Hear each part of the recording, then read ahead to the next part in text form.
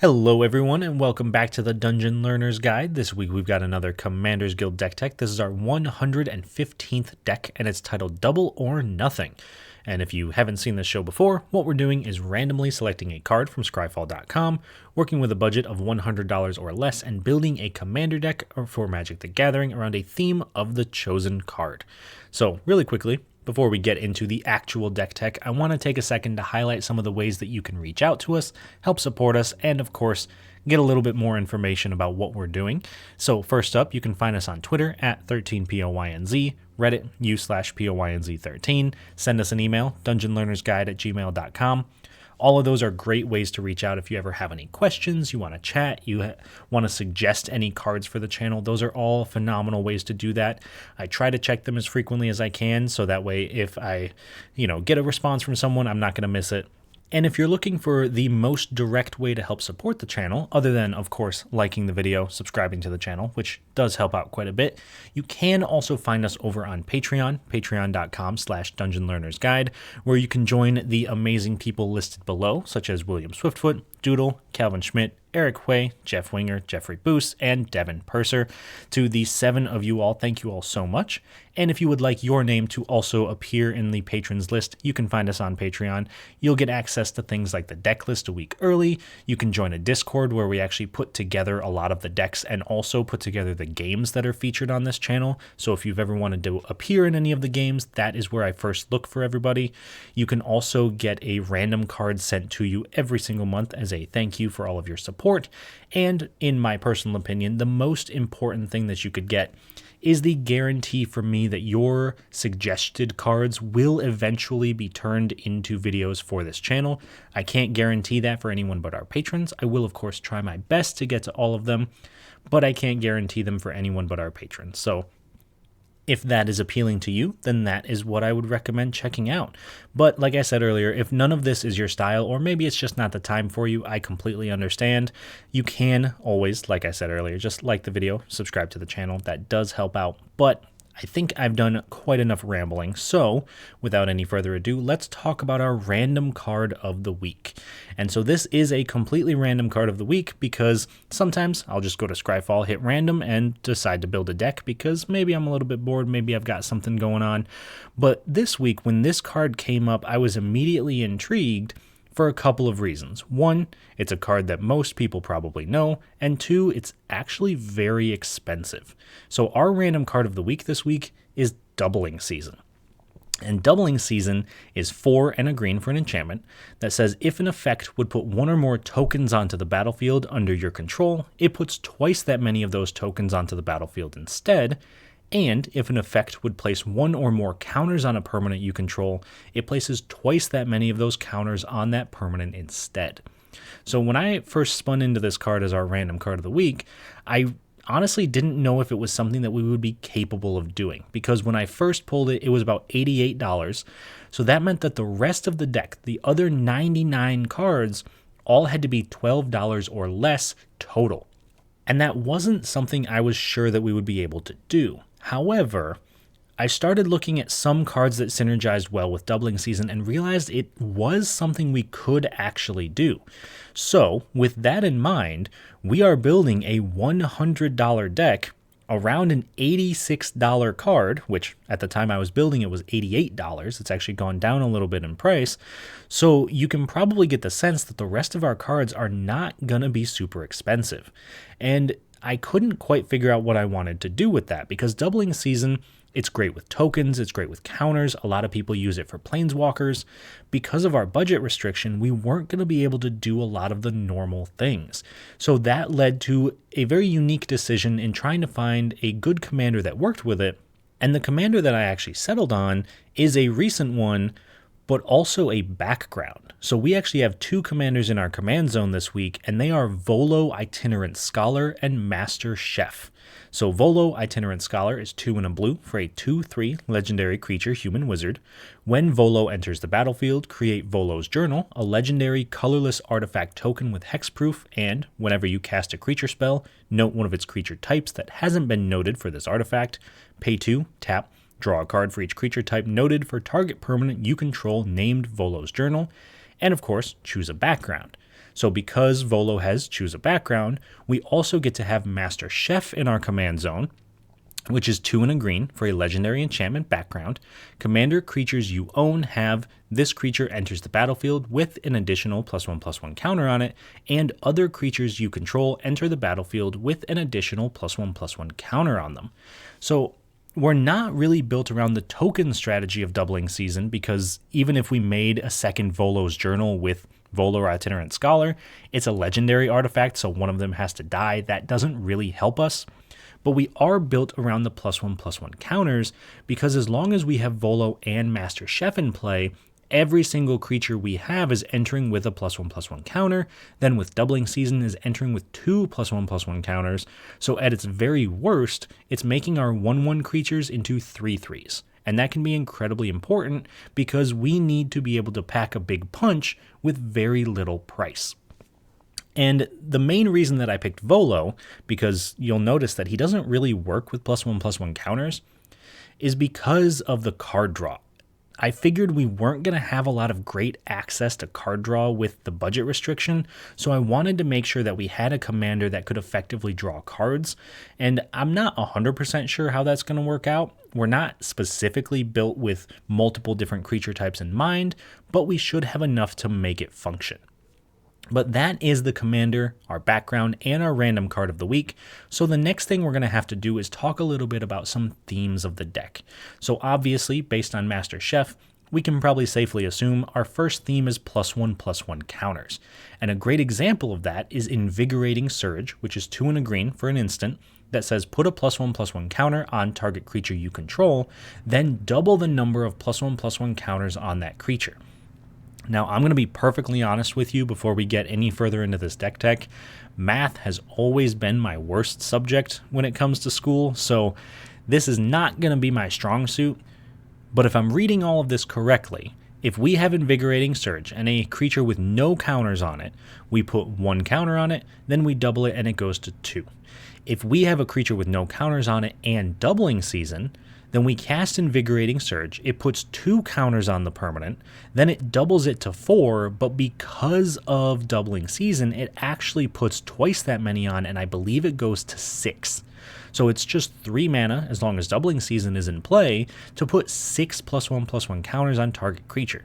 That could be incredibly powerful because it just turns a 1/1 into a 7/7, or maybe even something bigger like a 6/6 into a 12/12, and we're presenting a massive threat very, very quickly. So Invigorating Surge is a great example of what we're trying to do, because we're not only putting counters on things, we're trying to do it very, very quickly.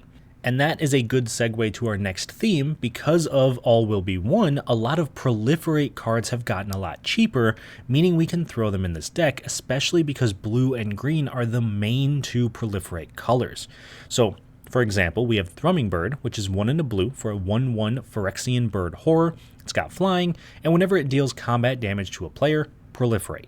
And if you don't know what Proliferate is, it just means that we choose any number of permanents and or players, and then give each another counter of each kind already there. So if a person has an infect counter or a poison counter, we can give them another one. There's not really any infect in here. I'm not going to lie, there's a little bit, but that's not on purpose. And it also means that we can choose all of our creatures that have +1/+1 counters and give them another counter, which with doubling season means that we're giving them 2 counters. So we really want to play into the Proliferate theme, because we'll be able to get a ton of counters kind of out of nowhere and present a much more threatening board than it might look like at the beginning of our turn. And then finally, we get to our last theme, and this is where you're going to really see our budget restriction come in, because we can't play the traditional ramp package. We need to make sure that we are ramping, because we need to be able to play all of our creatures and all of our spells, but things like Cultivate and Kodama's Reach and even the Signets are actually out of our budget range for this deck because we're spending $88 on a single card. However, Simic is very good at drawing cards and playing additional lands on their turn, which is exactly what Growth Spiral does. For green and blue, it's an instant. Draw a card, you may put a land card from your hand onto the battlefield. So by using a ton of these cards and playing a little bit more land than we normally do, we are able to effectively ramp in a way that is both cheap and efficient, and make sure that even though we don't have the normal ramp package, we're still able to get all the lands that we need at any given turn, plus we're drawing cards at the same time. So it actually winds up benefiting us in multiple ways because we can draw cards that we can play, and we're always hitting our land drops and getting more lands in the process. So those are our 3 themes for this week. And of course, the next thing we got to do is take a look at some key cards. And these are the cards that really synergize with what we're trying to do and really help push us toward a victory, whether it's through value or just being a threatening piece on its own. So the first key card that we're going to take a look at is Forgotten Ancient. And Forgotten Ancient is really the MVP of this deck because it is 3 and a green for a 0/3 elemental. Whenever a player plays a spell, you may put a +1/+1 counter on Forgotten Ancient, and at the beginning of your upkeep, you may move any number of +1/+1 counters from Forgotten Ancient onto other creatures. So effectively, the way that this works is whenever anyone, including us or our opponents, casts a spell, we get to put a counter on the Ancient. If we have Doubling Season, that's 2 counters. Then in our upkeep, we can just push those counters anywhere else. We can distribute them among the rest of our creatures. And again, if we have Doubling Season and we move 1 counter from the Ancient to something else, that new creature actually gets 2 counters put on it automatically. So we can effectively double on the doubling of our counters by switching things around with Forgotten Ancient. And this is one of the most effective ways to get counters in the deck, because people are always going to be casting spells. There's never going to be a Commander game where everybody just kind of sits there and stares at your Forgotten Ancient and refuses to cast their spells. They're always going to cast their spells and hope to deal with the Ancient later. So we're always going to usually have some pretty big creatures because of our Forgotten Ancient. And yeah, it starts as a 0/3, but it gets very threatening very, very quickly. So that is key card number 1. And key card number 2 is Tainted Observer. So I did mention we don't technically have Infect in the deck, but we do have some Toxic, because Tainted Observer is 1 and a green and a blue for a 2/3 Phyrexian bird. It has flying, Toxic 1, and whenever another creature enters the battlefield under your control, you may pay 2. If you do, proliferate. And that is incredibly powerful because that's a repeated proliferate effect that, especially with our ramp package, isn't gonna really affect us too much. Being able to pay an extra 2 for each creature just to proliferate is super, super powerful. Especially because if we have our commanders in play, each of our creatures is entering with a +1/+1 counter anyway, that we can automatically proliferate because it's gotta be in play with the counter in order to trigger the Tainted Observer. So Tainted Observer really does everything we want, and maybe we just put some toxic counters on everybody and we start proliferating that too and win the game that way, but that's pretty unlikely considering I'm pretty sure this is the only toxic creature in the entire deck, but it's not completely impossible, it's just very, very unlikely. And then finally, of course, that leads us to our last key card, and that is going to be Fathom Mage. So I mentioned earlier that I was a little bit worried about card draw, and if I'm being perfectly honest, I knew Fathom Mage existed, but I definitely thought it was not going to be in our budget for this deck, so I was very, very happy when I learned that it was only 14 cents. So Fathom Mage is 2 green blue for a 1/1 human wizard. It has Evolve, so whenever a creature with power or toughness greater than this creature enters the battlefield, we put a +1/+1 counter on it, and whenever a +1/+1 counter is put on Fathom Mage, you may draw a card. Now that doesn't seem super powerful right up front because you're thinking, oh, we've got to evolve it, we draw 1, maybe 2 cards a turn, and then eventually it's too big and we stop drawing cards.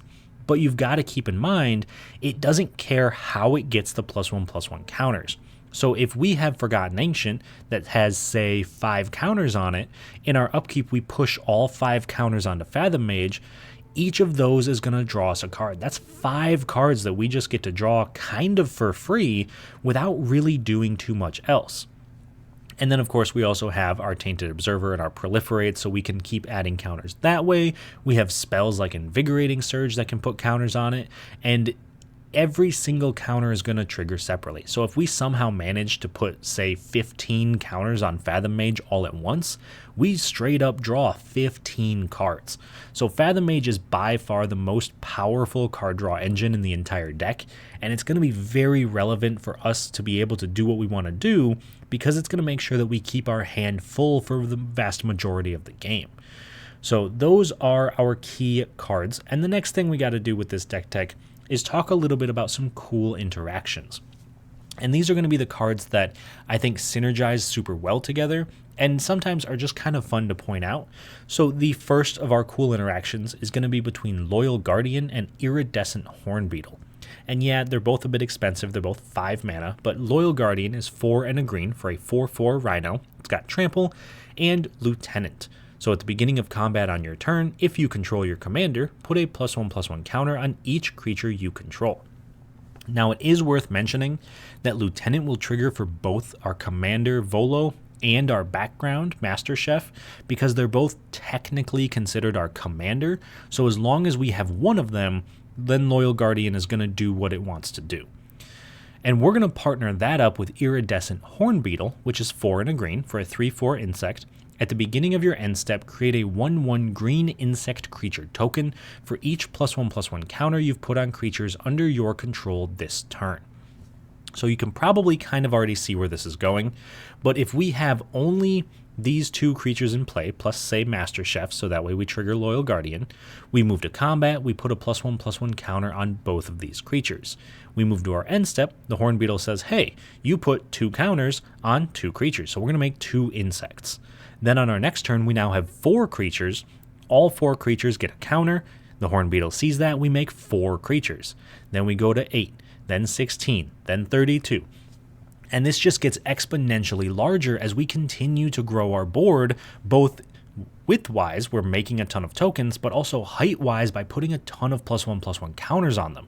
So Loyal Guardian and Iridescent Hornbeetle are one of the quickest ways for us to close out the game if our opponents can't deal with what we're doing or kill one of them, because if we're given even just 2 to 3 turns with this in play, there's a good chance we make an almost unstoppable army of insects that are all getting +2/+2, maybe +3, +4, whatever.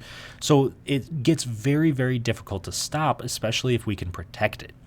So that is cool interaction number 1, and cool interaction number 2 is going to be between Murkfiend Liege and Vorel of the Hullclade.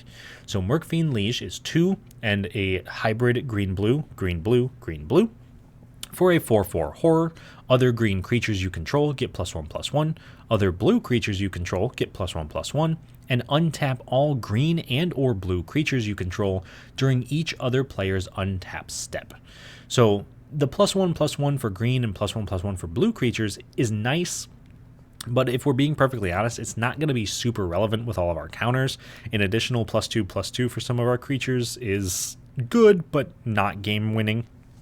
On the other hand, though, the untap is going to be incredibly relevant because if we combine that with Vorel, which is 1 green and a blue for a 1/4 human merfolk, pay a green and a blue, tap and double the number of each kind of counter on target artifact, creature, or land.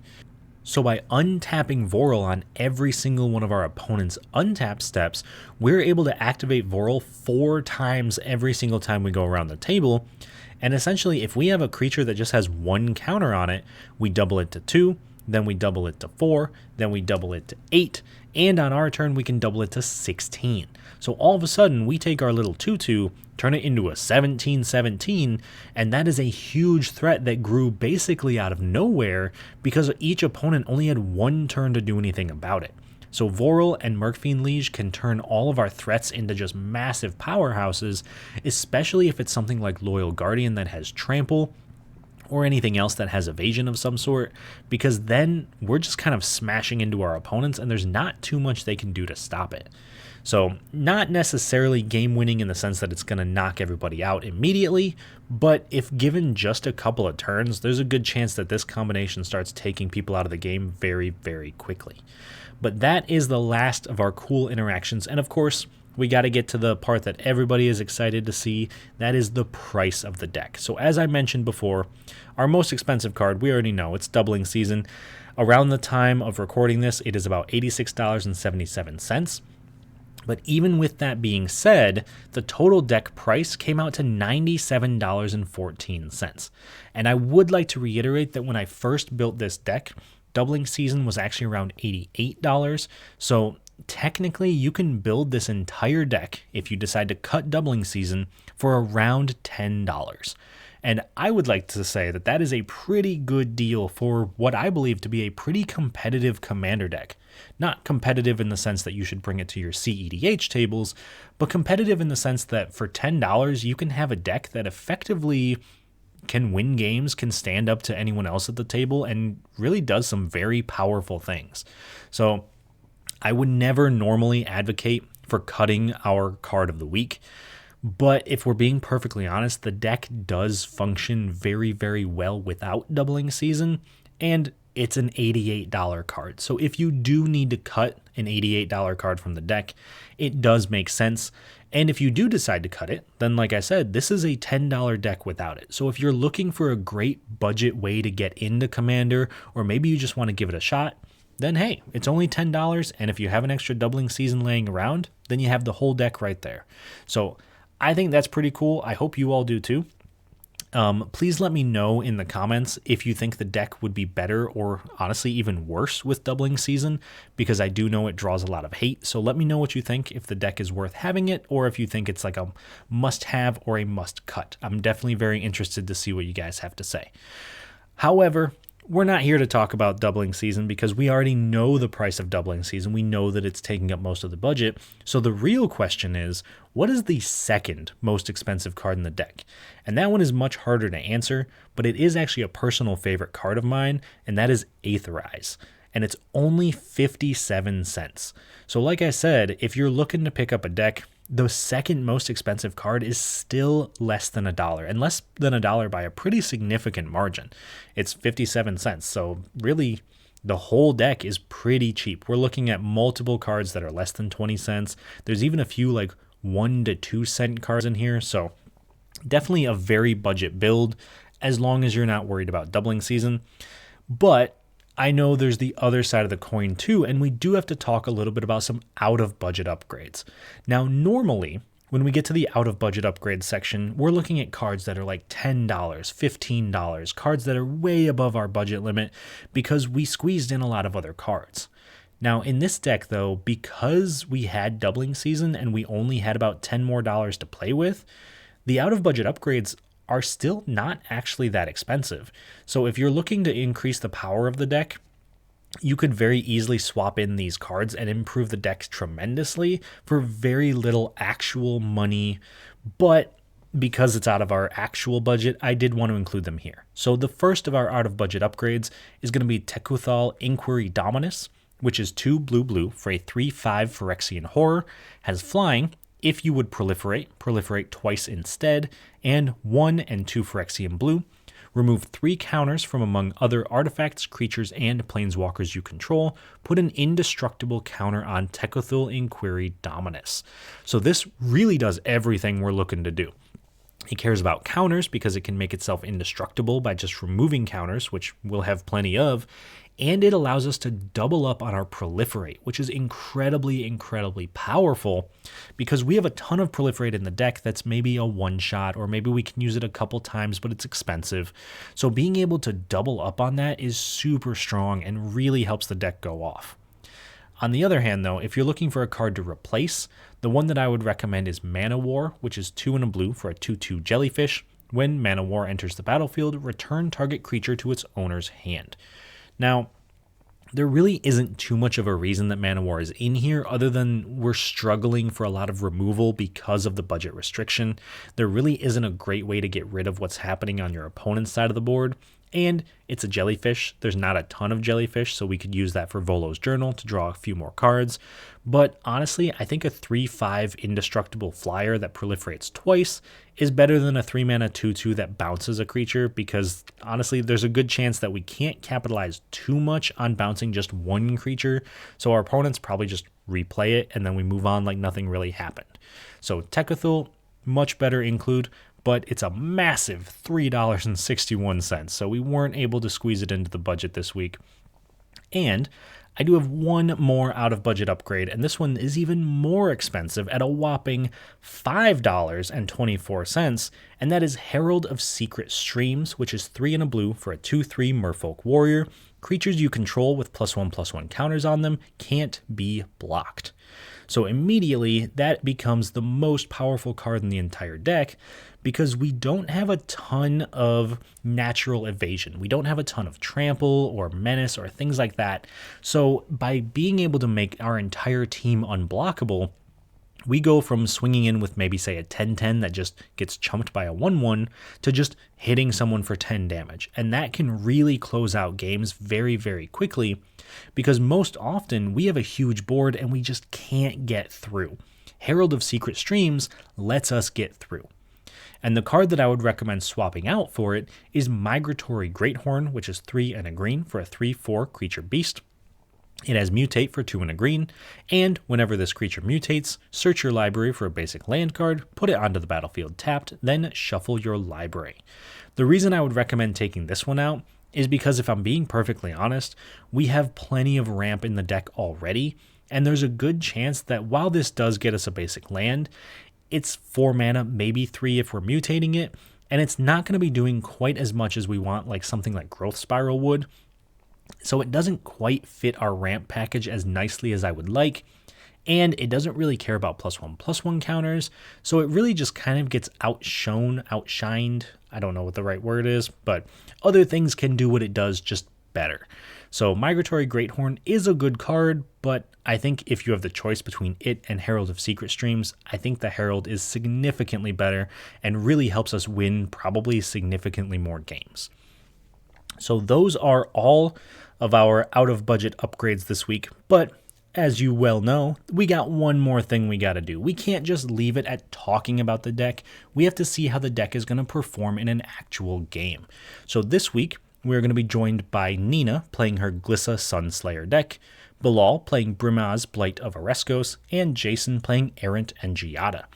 So starting up with Nina and her Glissa deck, this was Nina's first green deck that she ever built.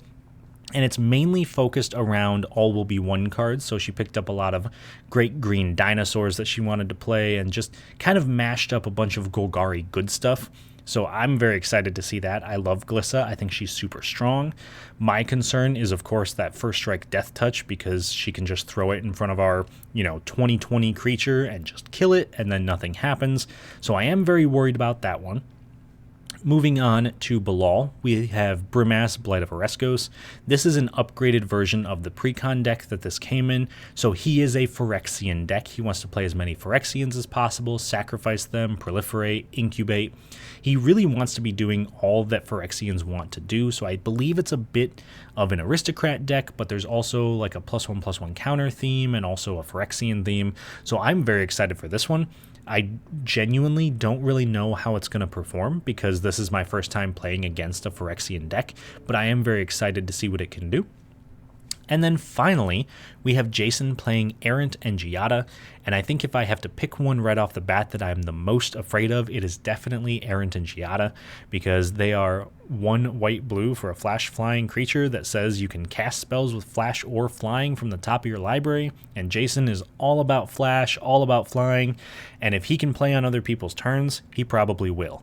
So I am very concerned that we'll just go to attack, hit him for a little bit, and then at the end of turn, he'll just flash in some big angels or spirits or whatever, and then hit us back for a lot more, maybe gain some life. So I'm very interested to see how Errant and Giada work. I actually pulled a copy of this during the pre-release for March of Machine, and it put in a ton of work, so I know it is very powerful, and I'm sure in Commander it's even more powerful, especially when it's in the command zone. So very much looking forward to this game. I hope you all are as well. In the comments down below, tell me which of these commanders you think is probably going to be the hardest for our deck to fight against. Let me know which of these kind of outperforms. Let me know what you think. But I'm very interested to hear what you have to say about the game because, I get to play it, but it's nice to see what other people think as well. So I hope you all enjoy it. I know I certainly will, and I will talk to you all after the game. At the start of the game, I go first, followed by Nina, Bilal, and then Jason. On my first turn, I play a Simic Guildgate. Nina plays a Forest. Bilal plays a Plains. Jason plays a Temple of Enlightenment, scrying 1. I play a Woodland Stream. Nina plays a Swamp. Bilal plays a Swamp. Jason plays an island and then casts Tome of Legends, which gets a page counter whenever his commander enters the battlefield or attacks, and also lets him tap it to remove a counter and draw a card.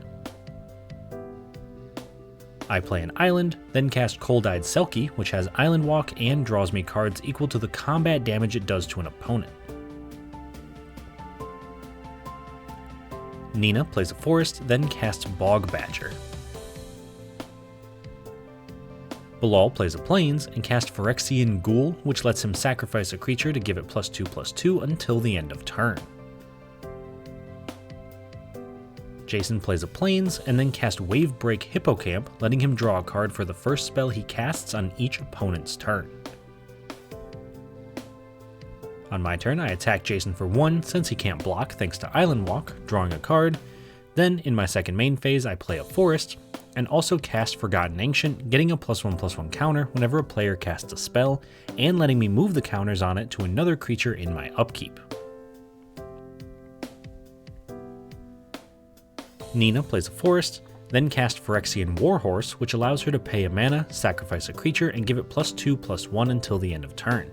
Then she attacks me for 3 with the Badger, and we agree to say that she cast the Warhorse in her second main phase, so my Ancient wouldn't have a +1/+1 counter on it yet, so I take 3 damage. Bilal plays a Path of Ancestry and casts Etchings of the Chosen, naming Phyrexian so all his Phyrexians get +1/+1, and also allows him to pay a mana to sacrifice a Phyrexian and give another creature indestructible until the end of turn, putting a counter on my Ancient. On Jason's turn, he plays a Prairie Stream. Then, in my upkeep, I move the 2 +1/+1 counters on the Ancient to the Selkie and attack Jason for 3, drawing 3 cards. Then in my second main phase, I play an island and then cast and kick a Joint Exploration, scrying 2, drawing a card and putting an island into play. Once that's resolved, I cast my commander, Volo Itinerant Scholar, creating a hexproof Volo's Journal token, which notes a creature type of each creature I cast. Then Volo can tap to draw me cards equal to the number of creature types noted. On Nina's turn, she casts her commander, Glissa Sunslayer. Bilal plays a plains and casts his commander, Brimaz Blight of Oreskos, letting him incubate X whenever he casts a Phyrexian spell where X is that spell's mana value, and also lets him proliferate at the end of a turn if a Phyrexian he controlled died that turn. Once that's resolved, he casts Skrelv Defector Might, incubating 1, then at the end of turn, Jason flashes in his commander, Errant and Giada, drawing a card, letting him look at the top card of his library and cast spells with flash or flying from the top of his library. On Jason's turn, he plays an island and attacks me for 2 with Errant and Giada. Then in his second main phase, he casts Magus of the Moat, preventing creatures without flying from attacking. In my upkeep, I move 3 +1/+1 counters from Forgotten Ancient onto Volo, then play a forest, and also cast Renata Called to the Hunt, putting a +1/+1 counter on each creature that enters the battlefield under my control, noting Demigod for Volo's Journal. Nina plays a swamp and casts Murder, destroying my Forgotten Ancient. In response, though, I cast Bioshift, moving all 7 +1/+1 counters on the Ancient onto the Selkie, then the Ancient dies.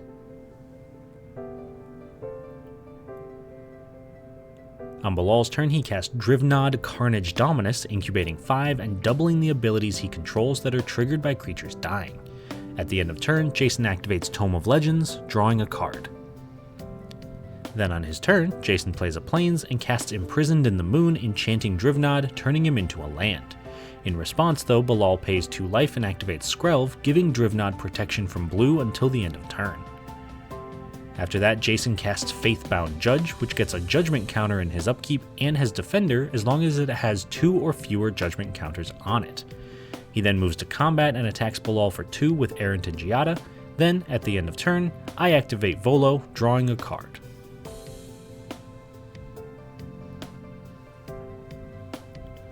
On my turn, I play a forest and cast Cultivator of Blades, fabricating 2 so that it enters with 2 +1/+1 counters, plus a third thanks to Renata, and also gives all my other creatures +X/+X when it attacks, where X is its power, also noting Artificer for Volo's Journal.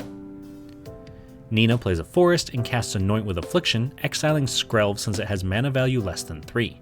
In response, Bilal sacrifices it, giving his ghoul +2/+2.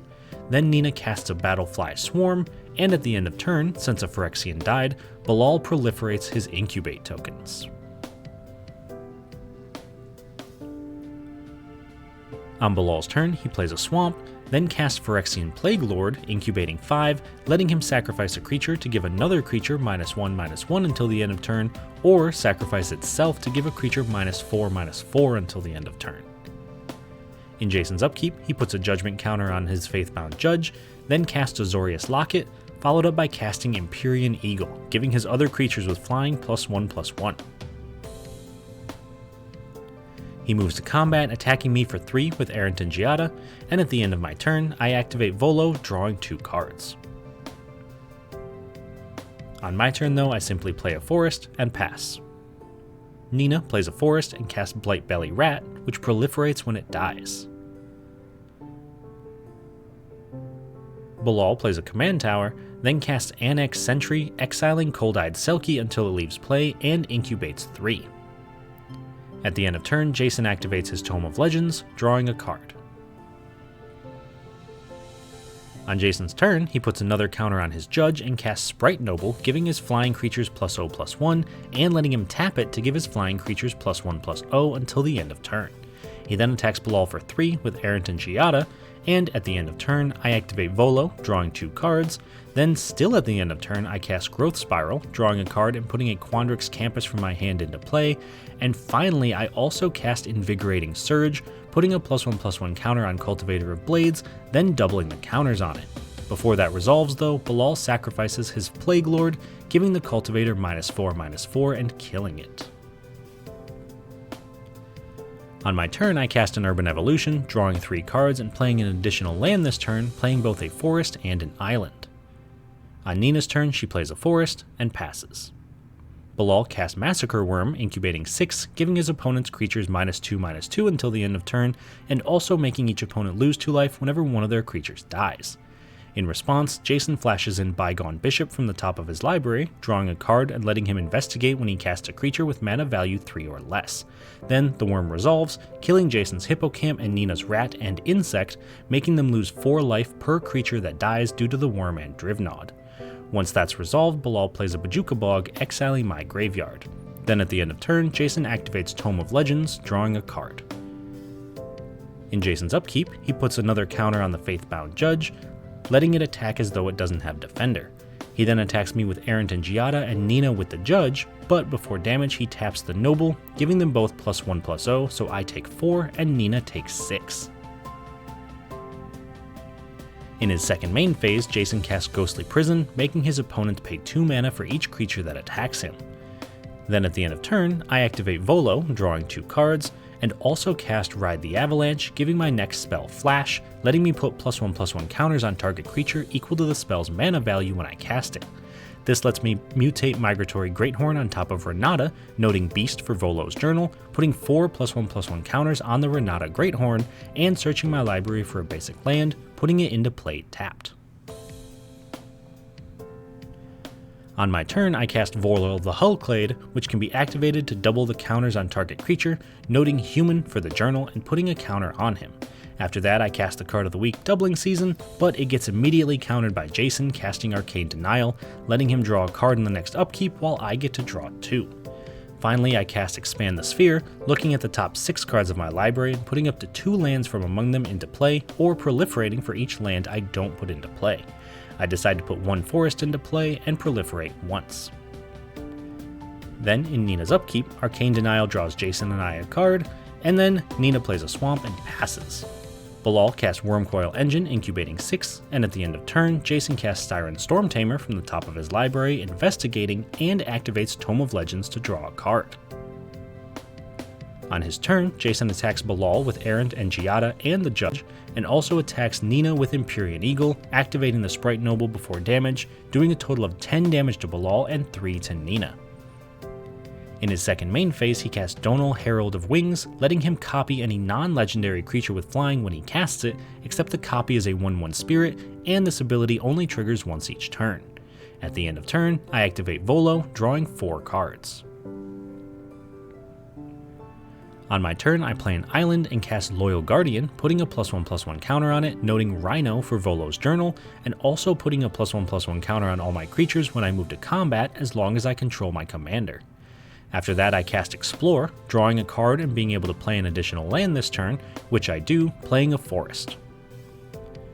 After that, I cast a Fertilid, which enters with 3 +1/+1 counters, and I note Elemental for the Journal. Finally, I move to combat, putting a +1/+1 counter on each of my creatures. Unfortunately, on Nina's turn, she can't do anything and has to pass. Then on Bilal's turn, he casts Shieldred, incubating 5, and making each opponent sacrifice a non-token creature. In response, Jason casts Remorseful Cleric from the top of his library, investigating and making a 1/1 copy of it.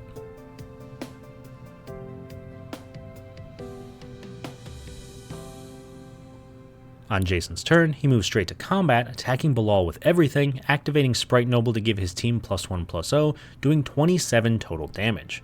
Before damage though, Bilal sacrifices Annex Sentry, returning my Selkie to play, and casts Swords to Plowshares, exiling his own Drivnod, but gaining him 8 life, leaving him with only 4 life after combat. Then in Jason's second main phase, he casts Gravitational Shift, giving all creatures with flying +2/+0, and all creatures without flying -2/-0. At the end of turn, since a Phyrexian died this turn, Bilal proliferates, even being nice enough to proliferate my counters as well. Still at the end of turn, I activate Volo, drawing 6 cards, and then I also activate Vorel, doubling the counters on Loyal Guardian. Finally, I activate Fertilid, removing a counter from it and searching my library for a basic land, putting it into play tapped. On my turn, I cast Izuri, Stalker of Spheres, paying 3 mana when he enters to proliferate twice, even on Bilal's tokens, drawing a card whenever I proliferate, putting a +1/+1 counter on him, and noting Warrior for Volo's Journal. Then I cast and kick a Vastwood Surge, searching my library for 2 basic lands, putting them into play tapped, and putting 2 +1/+1 counters on each creature I control. Then I move to combat, putting another counter on all of my creatures, and pass. Nina unfortunately can't do anything on her turn again, so she has to pass. On Bilal's turn, he plays a Swamp, then activates Shieldred's ability, transforming her into the True Scriptures and destroying 1 creature for each opponent, but Jason sacrifices his Styron Stormtamer to counter the ability. On Jason's turn, he plays a Plains and attacks Bilal with Empyrean Eagle and me with everything else, activating Sprite Noble to give his team +1/+0. This does 18 damage to me and 4 damage to Bilal, knocking him out of the game. Then in his second main phase, Jason casts Dorothea, Vengeful Victim, and at the end of turn, I cast Decisive Denial, having my Migratory Greathorn fight Jason's Magus of the Moat, killing it. In response, he activates Tome of Legends, drawing a card to attempt to find an answer, but unfortunately he can't, letting my spell resolve. On my turn, I move straight to combat, putting a counter on all of my creatures, then I pay 14 total mana to attack Jason with all 7 of my creatures. He blocks as much as he can, but still takes 36 total damage, getting knocked out of the game while I draw 7 cards. Unfortunately, I leave myself open to Nina casting Maze's Mantle on her turn, enchanting Glissa giving her +2/+2, as well as casting Charge Through to give her trample and drawing a card. This lets her attack me with all of her creatures for 11 total damage, knocking me out and winning Nina the game. Alright, so that was a sweet game. Definitely a lot going on, and I think that if I had to pick the card that was the MVP of the game, it was probably Jason's Magus of the Moat. He definitely put a stranglehold on the game very early because he was the only one who had flying creatures. He could keep hitting us and there wasn't really anything else that anyone could do. Bilal and I built up huge boards and just kind of had to sit there.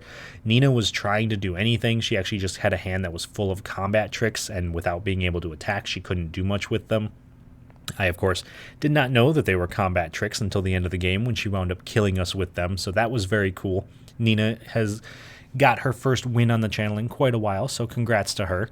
And a very cool showing. I know she was disappointed that she didn't get to play a lot of her dinosaurs and her big stompy green creatures, but I think she showed a little bit of what the deck can do. There was a lot of counter manipulation and proliferate synergies, and it looked like there was also a little bit of a toxic sub-theme, which was super, super cool to see. So hopefully we'll get to see that Glissa deck again in the future. Bilal also really doing quite a bit.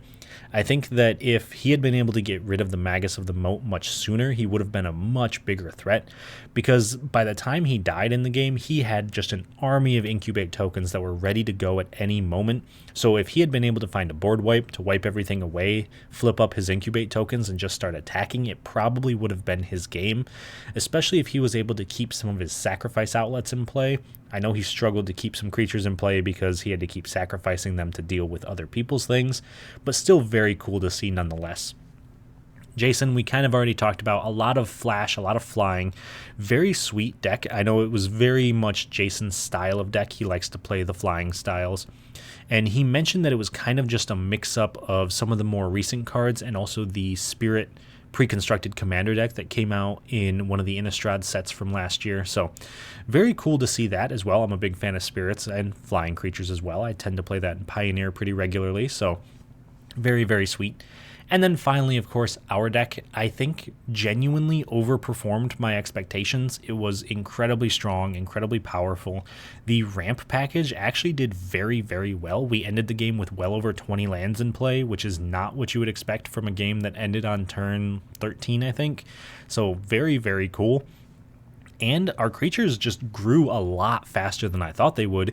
Even though Jason did have to go and counter our doubling season, we still proved that without it, it's still a very viable deck. So very, very happy with how it turned out. If you think there are any upgrades that could be made to it, please do let me know. I would love to see it. +1/+1 counters was one of my first personal commander decks, so I would love to see what people think about it, what upgrades you think could be made, and maybe if there's another way that you would take this deck, maybe you have a doubling season deck in mind that you would like to see made under $100. Let me know in the comments below. Let me know if there's any cards you want to see turned into future decks for the channel, and of course, like the video, subscribe to the channel, and I will see you all on the other side of the Dungeon Learner's Guide.